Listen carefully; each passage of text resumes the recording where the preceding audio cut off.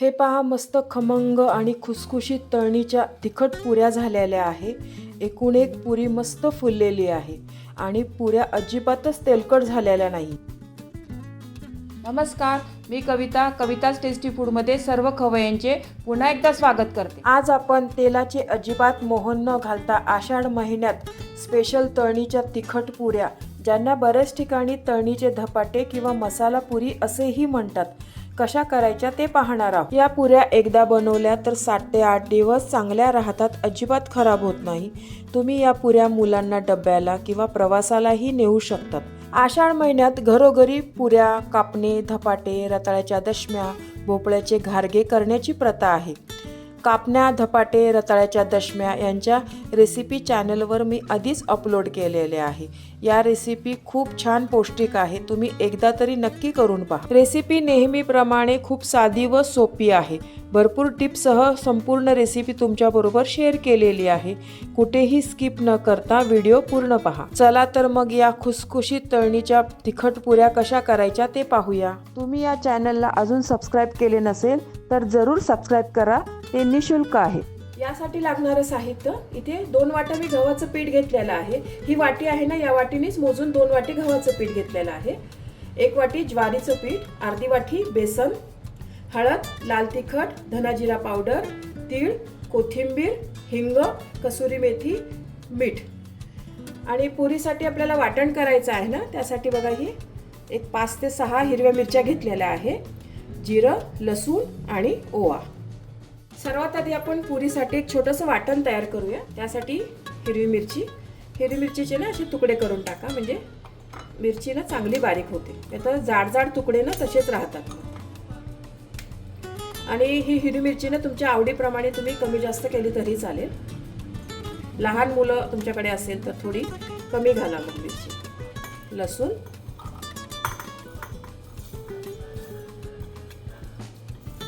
पाणी न घालता हे आपण बारीक करून घेऊ। हे बघा, पाणी न घालताना जाडसर छान वाटण करून घेतलेलं आहे। पुरीसाठी आता आपण कणिक मळून घेऊया। एका भांड्यामध्ये ना हे गव्हाचं पीठ घालते, ज्वारीचं पीठ। ज्वारीच्या पिठामुळे ना या पुऱ्या फार खुसखुशीत होतात, मस्त लागतात चवीला। बेसन, बाकीचे मसाले पण घालूया यामध्ये। तीळ, या पुरीमध्ये ना तीळ तुम्ही जरूर घाला, खूप छान खुसखुशीत लागतात पुऱ्या मस्त त्याच्याने। थोडंसं लाल तिखट तुम्ही जपूनच घाला, कारण हिरवी मिरची आपण बऱ्यापैकी घातलेली आहे। धना जिरा पावडर, हिंग, थोडीशी हळद, कसुरी मेथी तुम्हाला आवडत असेल तरच घाला, नाही घातली तरी चालेल। चवीपुरतं मीठ, हे हिरवं वाटण वाटलं होतं ना आपण, ते पण घाला, आणि भरपूर कोथिंबीर। हे सर्व पीठ आहे ना मिक्स करून घेऊया। याच्यामध्ये आपण तेलाचं अजिबात मोहन नाही घालणार आहे, कारण याच्यामध्ये आपण ज्वारीचं पीठ घेतलं आहे ना, त्याच्यानेच ना या पुऱ्या मस्त खुसखुशीत होतात। तुम्हाला जर यामध्ये ज्वारीचं पीठ नसेल घालायचं ना, तर तुम्ही 2 चमचे पोहे खाण्याचे आपले 2 चमचे आहे ना कडकडीत तेलाचं मोहन घाला। पण यामध्ये मी 1 वाटी ज्वारीचं पीठ घेतलेलं आहे ना, त्याच्यामुळे गरज नाही। हे सर्व व्यवस्थित मिक्स केलेलं आहे आणि पुरीचा आपल्याला घट्ट गोळा मळायचा आहे। पाणी अगदी थोडं घालायच्या मध्ये, एकदम जास्त नका घालू। खूप छान लागतात या पुऱ्या चवीला ना, आषाढ महिन्यात जरूर करतात या पुऱ्या। याला तळणीचे धपाटे पण म्हणतात बऱ्याच ठिकाणी, कोणी मसाला पुरी म्हणतात याला। आमच्याकडे मी आषाढमध्येच नाही, नेहमी पण एरवी पण करते या पुऱ्या। प्रवासाला जाताना नेण्यासाठी खूप चांगल्या आहे। एक 5 ते 6 दिवस चांगला टिकतात या पुऱ्या, अजिबात खराब होत नाही। मुलगा माझा परदेशी असतो ना, तर तो जाताना या पुऱ्या मी जरूर देते त्याला करून। थोडंच पाणी घालते बघा मी याच्यामध्ये। आषाढ महिन्यात काहीतरी चमचमीत खावंसं वाटतं ना, तर बऱ्याच ठिकाणी म्हणजे गावाकडे तरी ही पद्धत आहे। या पुऱ्या, कापण्या, धपाटे, रताळ्याच्या दशम्या, लाल भोपळ्याचे घारगे, असे हे पदार्थ आहे ना आषाढ महिन्यात जरूर करतात। खूप छान हेल्दी आहे बघा सर्व पदार्थ। याच्यातल्या बऱ्याच रेसिपी आपल्या चॅनलवर अपलोड केलेल्या आहेत। कापण्या आहे, धपाटे आहे। थोडं पाणी घालून याचा घट्ट गोळा मळून घेते। हे बघा, थोडं पाणी घालून ना एकदम घट्ट गोळा मळून घेतलेला आहे बघा।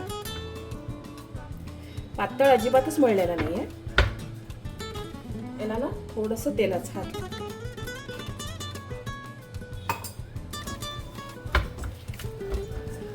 आणि 1 मिनिटभर आहे ना व्यवस्थित हे चुरून घेते.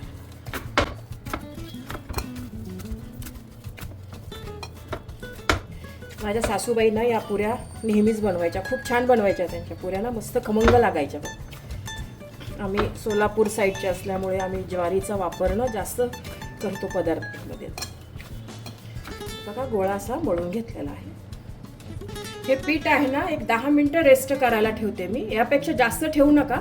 यापेक्षा जर तुम्ही जास्त ठेवलं ना तर यामध्ये ज्वारीचं पीठ आहे तर पीठ आपलं पातळ होईल.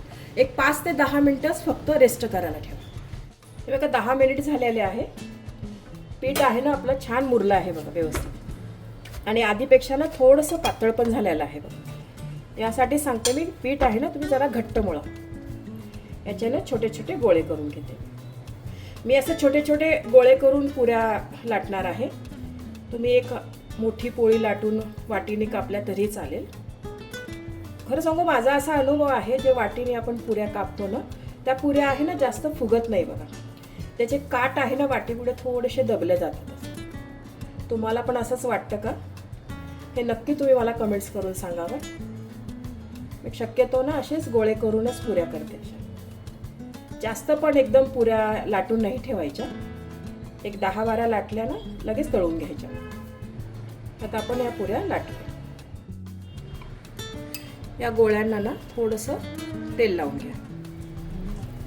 म्हणजे पुरी लाटताना आपल्याला तेल लावण्याची गरज नाही.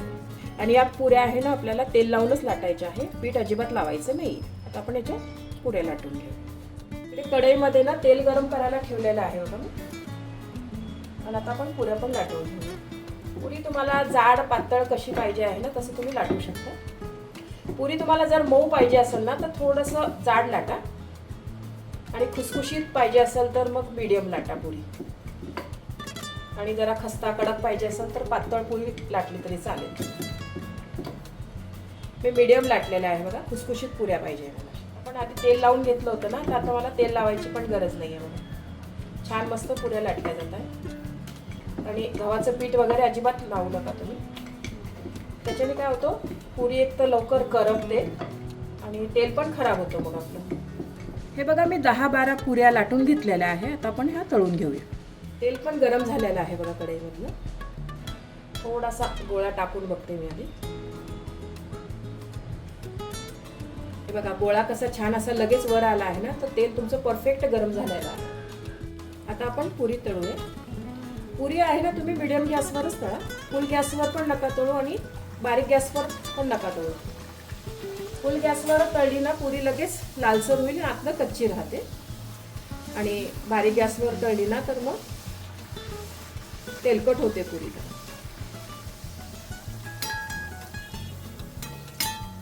यामध्ये आपण भरपूर कोथिंबीर घातली आहे ना त्यामुळं पुरी फुगायला ना थोडा वेळ लागतो. एका बाजूनी छान मस्त लाल झाली आहे तर दुसऱ्या बाजूनी पण अशीच तळून घेऊया. सारखी सारखी उलट पालट नका करू तुम्ही पुरी. तसं केलं ना तर तेलकट होतात मग पुऱ्या.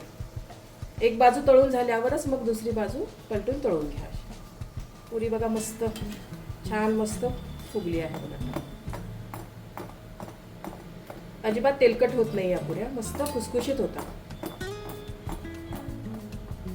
ज्वारीच्या पिठामुळे ना अजिबात तेलकट होत नाही या पुऱ्या. आणि अशा जाळीवर काढा या पुऱ्या तुम्ही.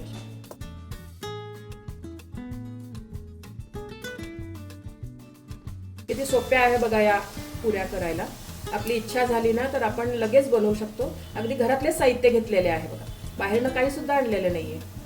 हे पीठ तर सगळं आपल्या घरात असतंच. कोथिंबीर असते, हिरवी मिरची, लसूण वगैरे सगळं असतं. इच्छा झाली ना आपली तर आपण पटकन करू शकतो. या पुऱ्या मी करत आहे ना तर बाहेर मस्त पाऊस पडत आहे त्याच्यामुळे या पुऱ्या खाण्याला आणखीनच मजा येणार आहे. आषाढामध्ये असे पदार्थ खायला छान वाटतात तळलेले थोडे. आषाढच्या बऱ्याच रेसिपी मी आपल्या चॅनलवर अपलोड केलेल्या आहेत. कापण्या आहे, धपाटे आहे, रताळ्याच्या दशम्या आहे. खूप छान हेल्दी रेसिपी आहे सर्व. नक्की बघा तुम्ही त्या रेसिपी. एकूण एक पुरी मस्त फुगत आहे. प्रवासाला जर नेत असाल ना तर याच्याबरोबर शेंगदाण्याची चटणी किंवा लसणाची चटणी घेऊन जावा, मस्त लागतं त्याच्याबरोबर खाण्यासाठी. बरेच लोक म्हणतात या पुऱ्या महिनाभर टिकतात, पण मला असा काही अनुभव नाही आहे. मी अशा महिनाभर कधी कशा करून नाही ठेवलेल्या आहे या पुऱ्या. 7 ते 8 दिवस टिकतात माहिती आहे मला, कारण या पुऱ्या मी माझ्या मुलाला देते ना. पण महिनाभर नसेल टिकत हे पुऱ्या, कारण आपण याच्यामध्ये कोथिंबीर घातलेली आहे बऱ्यापैकी, आलं लसूण आहे, त्यामुळे तो अनुभव नाही आहे मला खरं. हे बघा मी थोड्या पुऱ्या तळून घेतलेल्या आहे, एक 14-15 पुऱ्या. बाकीच्या पुऱ्या आहे ना नंतर तळणार आहे. बराच वेळ झाला तरी पुरी बघा मस्त टम्मच आहे फुगलेली. एवढ्या या पिठामध्ये ना मीडियम आकाराच्या 40 पुऱ्या बनतात बरं. या पुऱ्या बघा बऱ्याच वेळ झालेला आहे तळून, तरी पण मस्त टम्म फुगलेली आहे बघा पुरी, अजिबात मऊ पडलेली नाही आहे. आणि पुऱ्या ना खूप छान खुसखुशीत झालेल्या आहे, अजिबात तेलकट झालेली नाही आहे बघा पुरी. तुम्हाला ही रेसिपी आवडली असेल तर तुमच्या मित्रमैत्रिणी आणि नातेवाईकांबरोबर शेअर करा. व्हिडिओला लाईक करा व चॅनलला सबस्क्राईब करा. रेसिपीला कमेंट्स करा. तुमच्या कमेंट्स वाचायला मला फार आवडतात. तुमच्या लाईक्स आणि कमेंट्समुळे माझा उत्साह वाढतो आणि नवनवीन व्हिडिओ बनवण्यासाठी प्रोत्साहन मिळते. त्याचबरोबर तुम्ही मला फेसबुक, इंस्टाग्राम आणि पिनइंटरेस्टवर देखील फॉलो करू शकतात. त्यांची लिंक डिस्क्रिप्शन बॉक्समध्ये दिलेली आहे. तुम्ही ही रेसिपी कोणत्या गावातून पाहताय तेही सांगा. तर पुन्हा भेटूया एका नवीन रेसिपीसह. तोपर्यंत मस्त खा, काळजी घ्या. धन्यवाद.